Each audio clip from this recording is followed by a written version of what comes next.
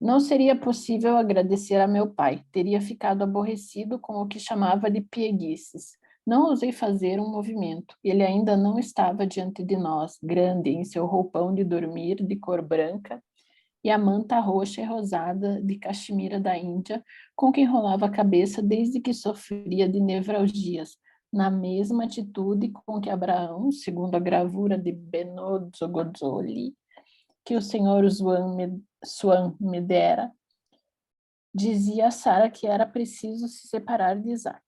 Faz muitos anos que isso aconteceu. A parede da escada, onde vi subir o reflexo de sua vela, há muito já não existe. Em mim, tantas coisas foram destruídas, coisas que eu julgava fossem durar para sempre e se construíram novas, dando origem a penas e alegrias novas que eu não teria podido prever.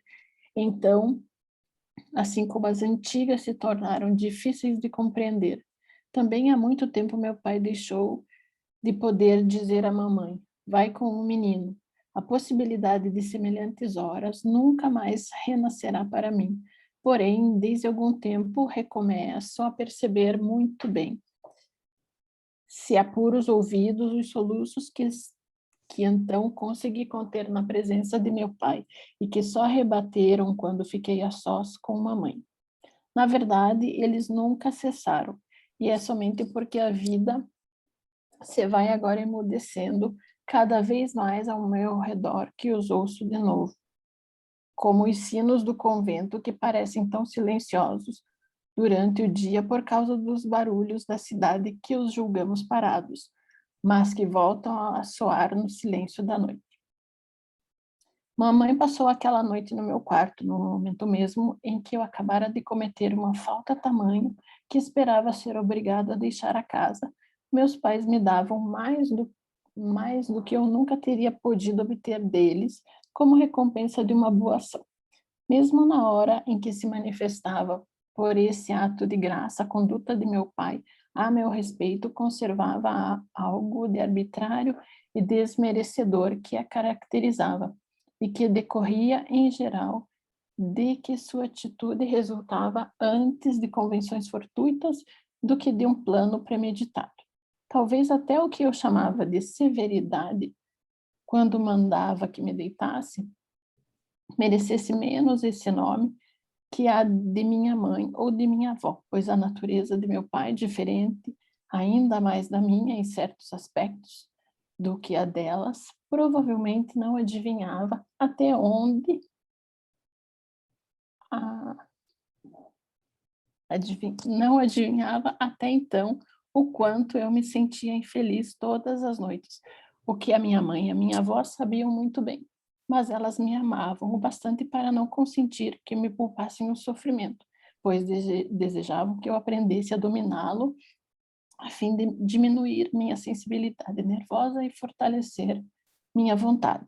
Quanto a meu pai, cuja afeição por mim era de outra espécie, não sei se teria tido essa coragem, uma vez que compreendera que eu estava sofrendo, dissera à minha mãe: vai consolá-lo.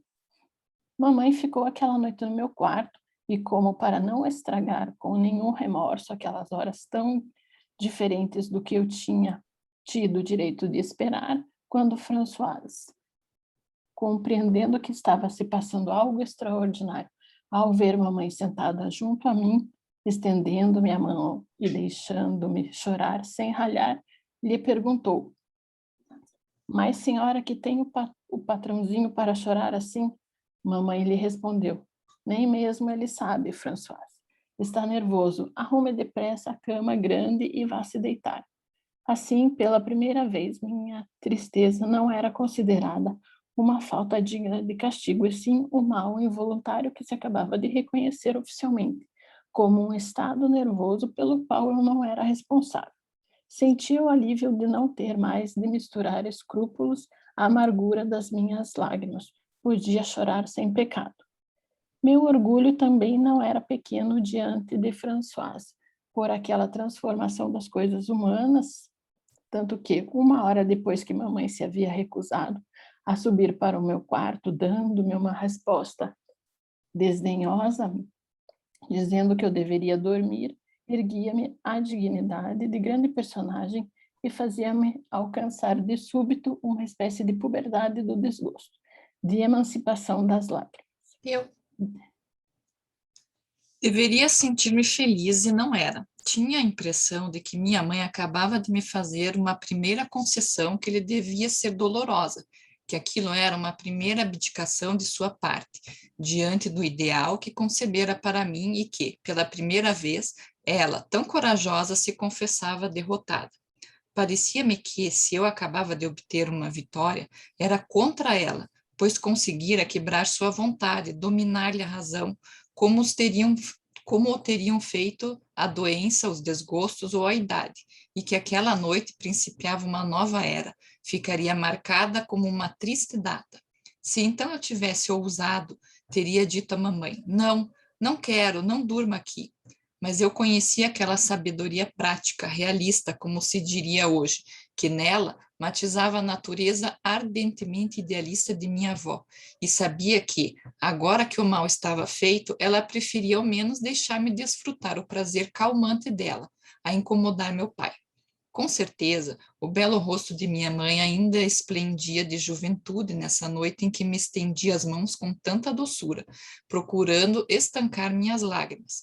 Porém, parecia-me justamente que não deveria ser assim, que sua cólera me seria menos triste do que essa nova doçura que minha infância não havia conhecido. Parecia-me que acabava, com mão ímpia e secreta, de traçar em sua alma uma primeira ruga e de lhe fazer aparecer o primeiro cabelo branco. Tal ideia redobrou meus soluços, e então vi mamãe, que nunca se deixava levar a excessos de sentimentos comigo, dominada de repente pela minha emoção, tentar deter sua vontade de chorar. Como sentisse que eu o havia percebido, disse-me rindo: olha só o meu canarinho, que vai fazer sua mamãe tão boba com ele, por pouco que isto continue. Já que não tem sono, nem tampouco a tua mamãe, não vamos nos enervar. Vamos fazer alguma coisa, pegar um dos teus livros. Mas eu não tinha nenhum ali. Será que ficarias menos contente se eu te mostrasse agora os livros que a vovó deve te dar no aniversário? Pensa bem, não vais ficar desapontado de não ganhares nada depois de amanhã?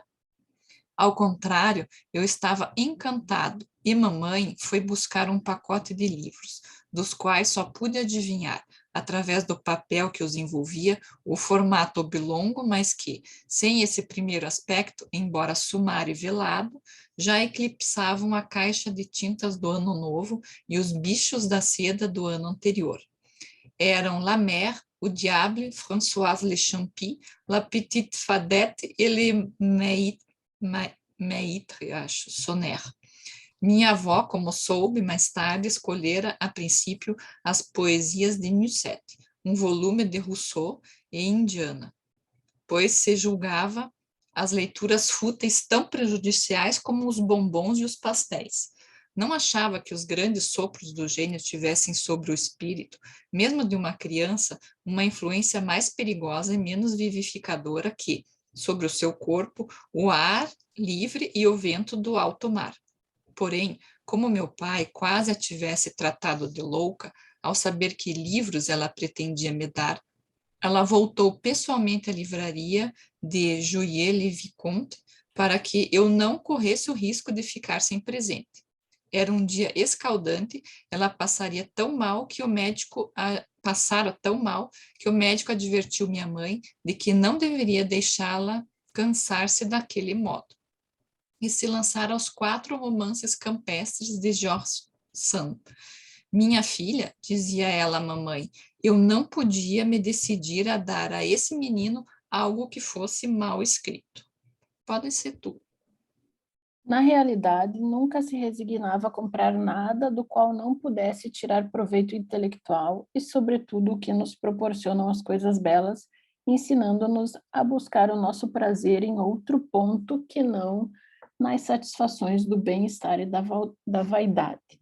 Mesmo quando precisava dar a alguém um presente chamado útil, quando tinha de dar uma poltrona, um serviço de mesa, uma bengala, ela procurava os antigos, como se tendo seu longo desuso apagado todo o caráter de utilidade eles parecessem antes dispostos a contornar-nos a vida dos homens de antigamente do que a servir às necessidades da nossa. Gostaria que eu tivesse no quarto fotografias de monumentos ou das paisagens mais belas, mas no momento de efetuar a compra, e embora a coisa reproduzida tivesse um valor estético, ela achava que a vulgaridade e a utilidade retomariam logo o seu posto pelo processo mecânico da reprodução, a fotografia. Tentava empregar uma artimanha, se não eliminar de toda a banalidade comercial, ao menos reduzi-la, substituí-la o máximo possível pelo que ainda fosse arte, de introduzir-lhe como que várias espessuras de arte. Em vez de fotografias da Catedral de Chartres, das cascatas de Saint-Claude do Vesúvio, informava-se com Swann para saber se algum grande pintor as teria representado, e preferia me dar fotografias da Catedral de Chartres por Corot, das cascatas de Saint-Claude por Robert, do Vesúvio por Turner, o que era um grau a mais de arte. Mas, se o fotógrafo era, desse modo, eliminado da representação do monumento ou da paisagem, substituído por um grande artista, recuperava no momento os seus direitos ao reproduzir essa mesma interpretação. Tendo chegado ao último degrau da vulgaridade, ainda assim minha avó tratava de fazê-lo recuar mais. Perguntava a Swann se a obra não ficava gravada, preferindo, sempre que possível, gravuras antigas e que tivessem um interesse fora de si mesmas, por exemplo, as que representavam uma obra-prima em um estado em que não mais podemos vê-la hoje, como a gravura da Ceia de Leonardo, antes da sua degradação por Morgan. É necessário dizer que os resultados dessa forma de compreender a arte de fazer um presente nem sempre foram muito brilhantes. A ideia que fiz de Veneza, de acordo com um desenho de Tiziano, que tinha por fundo uma laguna, era certamente bem menos exata que a me teriam dado simples fotografias. Já era simples fazer o cálculo. Quando minha tia-avó desejava estabelecer um requisitório contra minha avó, das poltronas por ela oferecidas a um jovem casal ou a velhos esposos, e que a primeira tentativa feita para se servirem delas desabavam logo ao peso de um dos destinatários. Mas minha avó teria julgado uma mesquinharia o preocupar-se com a solidez de um móvel onde ainda se viam uma flor, um sorriso, às vezes uma bela imaginação do passado.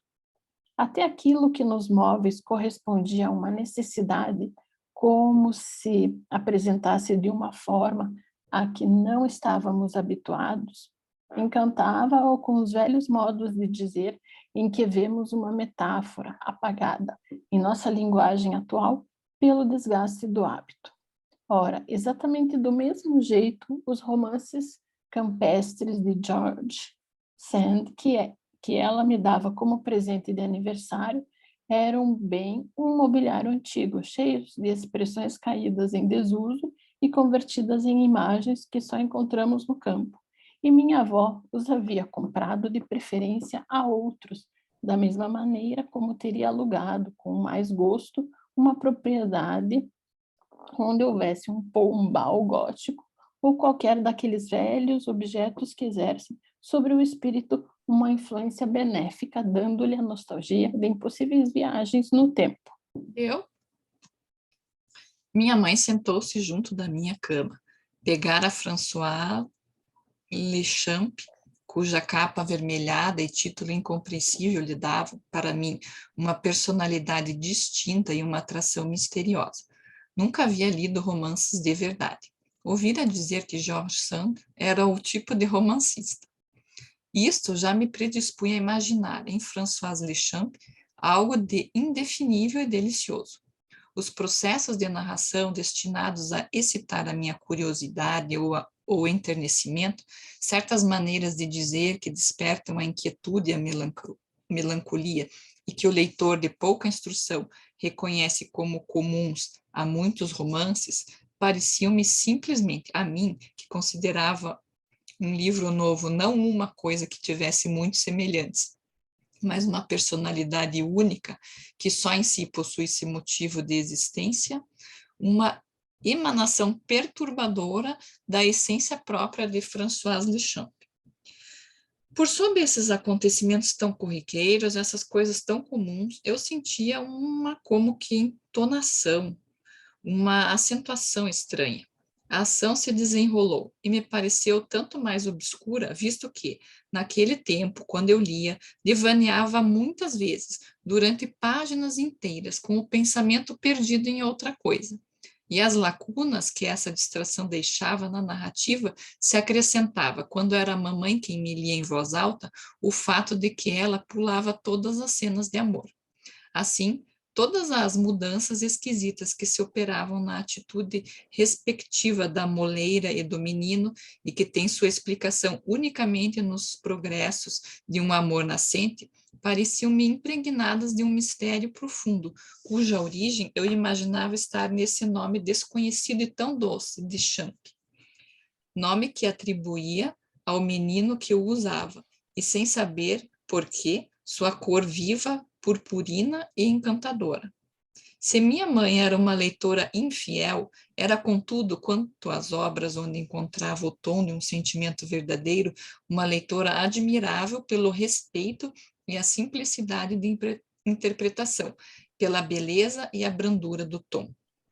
Mesmo na vida, quando eram pessoas e não obras de arte que lhe despertavam desse modo a admiração e a ternura, era tocante ver com que deferência ela afastava da voz, do gesto, das frases, um assomo de alegria que pudesse fazer mal à mãe que tinha outrora perdido um filho.